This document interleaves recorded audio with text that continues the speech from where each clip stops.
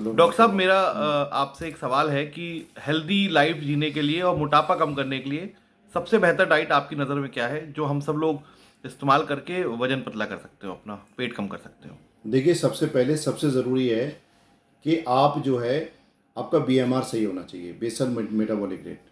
और basal metabolic rate depend करता है थायराइड फंक्शन के ऊपर। तो सबसे पहले अगर आप मोटे हो रहे हैं या अनयूजली आपका वेट बढ़ रहा है, तो सबसे पहले आप थायराइड फंक्शन टेस्ट कराइए। उसमें आपको थायराइड का स्टेटस क्या है, क्योंकि थायराइड अगर गड़बड़ होगा तो आपका बेसल मेटाबॉलिक रेट बीएमआर गड़बड़ होगा, उसके वजह से आप फैटी हो सकते हैं। अगर आपका थायराइड फंक्शन नॉर्मल है तो आप दूसरा ध्यान दीजिए कि आप कितना खा रहे हैं और कितनी एक्सरसाइज कर रहे हैं।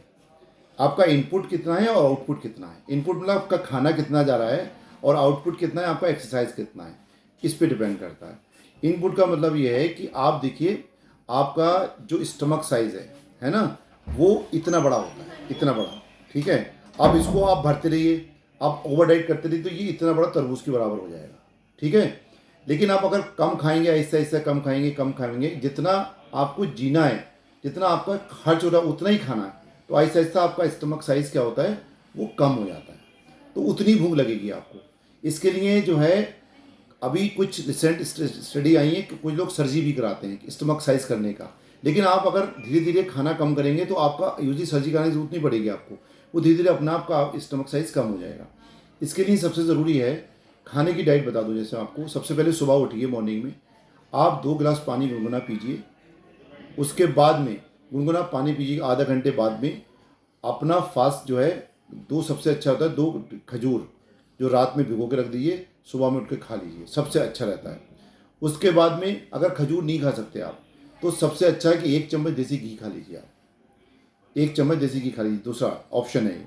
उसके बाद में आप 9-10 बजे सिर्फ और सिर्फ फ्रूट्स खाइए, और वो भी बहुत ज़्यादा अमाउंट नहीं हो चाहिए। फूड फूड भी क्या है, शुगर है, लेकिन ये कम्प्लेक्स कार्बोहाइड्रेट है, वो डायरेक्ट ब्रेक डाउन नहीं होता। ठीक है, तो कम्प्लेक्स कार्बोहाइड्रेट है, उससे क्या होगा, आपको जो शुगर रिलीज होगी वो धीरे धीरे रिलीज होगी आपकी। ठीक है, तो उसमें आप फ्रूट्स खाइए खाली।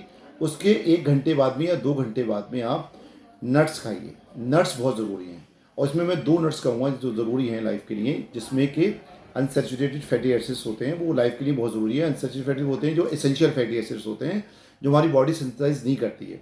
उसके लिए हमारे 2 ड्राई फ्रूट्स होते हैं, एक हमारा आलमंड्स होता है, बादाम, और दूसरा हमारा होता है अखरोट। ये ज़रूरी है। काजू नहीं खाना चाहिए, काजू में फैटी होते हैं, और जो भी पिस्ताचू जो भी, लेकिन 2 बहुत ज़रूरी हैं आपके, एक अखरोट हो गया, दूसरा बादाम हो गया। बादाम को खाने का तरीका बता देता हूँ।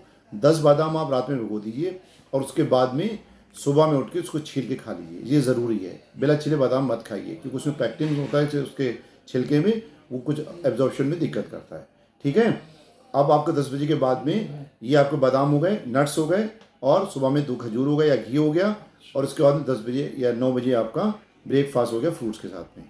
दोपहर में आप जो है फुल डाइट लीजिए, जिसमें आपकी रोटी हो। रोटी में रोटी होना चाहिए नाचने की या फिर बाजरे की।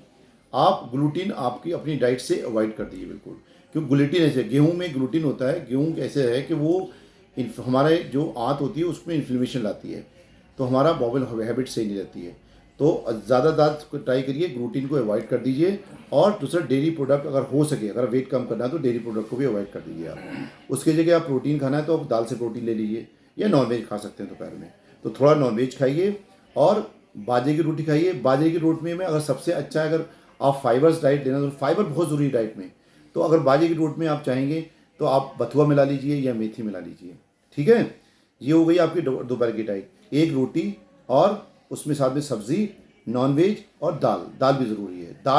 दाल और रोटी में क्या डिफरेंस है, या चावल में, कि दाल में आपका कार्बोहाइड्रेट मिलते हैं, साथ में प्रोटीन भी मिल रहा है। अगर खाली राइस खा रहे हो आप या रोटी खा रहे हो, तो उसमें क्या है, खाली उसमें कार्बोहाइड्रेट ज़्यादा होता है, तो इसलिए दाल भी ज़रूरी है।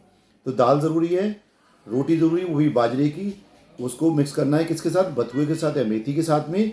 और तीसरी बड़ी बात इसमें यह है कि सलाद लेना है दोपहर में आपको, भरपूर सलाद। सलाद में आपको जो लोकल ग्रोइंग जो सब्जी होती हैं, जैसे हमारी क्या है, गाजर है, मूली है, प्याज है, ये हमारी क्या है, मेडिसिन फ्रूट है, मेडिसिन समझ लीजिए, जैसे हमारी जो होते हैं ना। साथ में हमारा और भी चीज़ ऐड कर सकते हैं सलाद में। उसके बाद में ये हो गया लंच। लंच भरपूर लीजिए।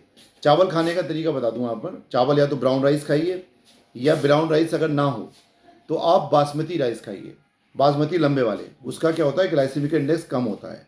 इसका ग्लाइसेमिक इंडेक्स और कम करने का तरीका बताता हूँ कि चावल को पहले पका लीजिए, पकाने के बाद में आप ठंडा कर लीजिए।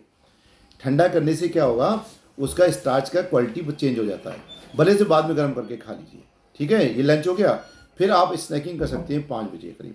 5 बजे स्नैकिंग में भी आपको ड्राई फ्राइड फ्रूट नहीं खाना है। उसमें क्या करना है, उसमें आपको जैसे आपको पोहा ले लीजिए बनता है, या फिर मूंगफली लीजिए। मूंगफली भी खाली भुनी हुई, जो पूरी मूंगफली होती है भुनी हुई खा लीजिए, कटोरी खाइए। साथ में आप ग्रीन टी ले सकते हैं।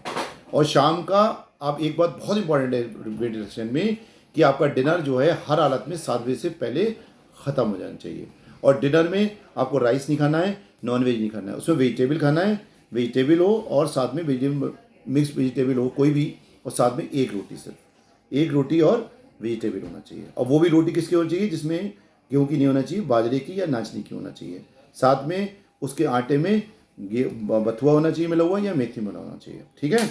उसके बाद में फिर ये आपका 7 बजे डिनर ख़त्म हो गया, ठीक है। उसके बाद में आपको बिल्कुल मुंह सील कर देना है, ठीक है। उसके बाद में आपको इंटरमिटेंट फास्टिंग पे आ जाना है। फिर रात के जैसे आप अगर 7 बजे बंद कर रहे हो तो फिर आपको नहीं खाना, अगर वेट कम करना है तो, है ना। वो रात सुबह को दूसरे दिन फिर वही रूटीन रखना है कि सुबह उठ के 8 बजे या 7 बजे जितने बजे 2 गिलास पानी पीना है। जैसे कहा जाता है कि इतनी देर भूखे रहने से शुगर वालों को दिक्कत हो जाती है। कुछ दिक्कत नहीं होती है, आपको आदत डालना पड़ेगी। कुछ दिक्कत नहीं होती है, आप करिए, आप शुगर ना पिए, कुछ दिक्कत नहीं होगी उसमें। ये क्या है, इंटरमिटेंट फास्टिंग कहलाती है। इंटरमिटेंट फास्टिंग में क्या होता है, फास्ट कर सकते हो, साथ में अगर ज़रूरत पड़े आपको तो पानी भी पी सकते हो। अगर ज़रूर लगे बॉडी को तो ज़रूर खाइए, लेकिन ज़रूरत आहिस्ता आहिस्ता क्या होगा, कम हो जाएगी, है ना। ये नहीं कि आप भूखे मर रहे हो, भूखे हो, आप बॉडी को नीट गए और आप नहीं खा रहे हो, लेकिन आहिस्ता आहिस्ता कम हो जाएगी। आप शुरू स्टार्ट करिए, शुरू में 2 दिन करिए, सैटरडे संडे करिए, बाद में आप इंक्रीज कर दिए, सारे दिन कर दिए। जैसे हमारे एंसेस्टर भी करते थे कि वो शाम को, गाँव में देखा होगा आपने, इसलिए फिट रहते थे वो, कि शाम को क्या करा उन्होंने कि 6 बजे खा के सो गए, 7 बजे और सुबह को उठ के करते थे, फिट रहते थे। होता क्या है हमारा इंटरमिटेंट फास्टिंग में क्या होता है, हमारा फास्टिंग में देखिए, किसी भी धर्म में हमेशा फास्टिंग कहा जाता है, चाहे कोई भी धर्म हो। और इसका एक धार्मिक वो है कि फास्टिंग करने से हमारी बॉडी सही रहती है, अपना लिपिड प्रोफाइल करेगी कभी भी। और फास्टिंग में आपका और इम्प्रूव कर जाता है। तो क्या होता है इसमें कि आपका जो माइक्रो लेवल है बॉडी का, उस पर बॉडी वर्क कम करती है। भाई हम जो खाते हैं उसके लिए भी एनर्जी चाहिए ना, हमारा फूड डाइजेशन चाहिए, उसके लिए भी एनर्जी खर्च होती है ना।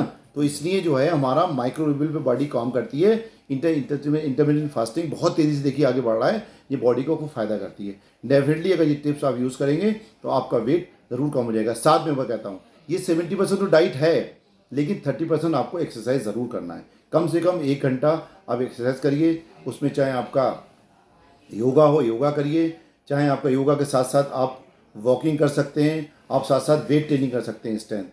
स्ट्रेंथ के लिए आप वेट ट्रेनिंग करिए, हार्ट के लिए और वेट रिडक्शन के लिए आप कार्डियो करिए, और आप चाहते हैं आपकी बॉडी में स्ट्रेंथ के साथ साथ स्ट्रेचेबल भी हो और फ्लेक्सिबल हो, उसके लिए योगा जरूरी है।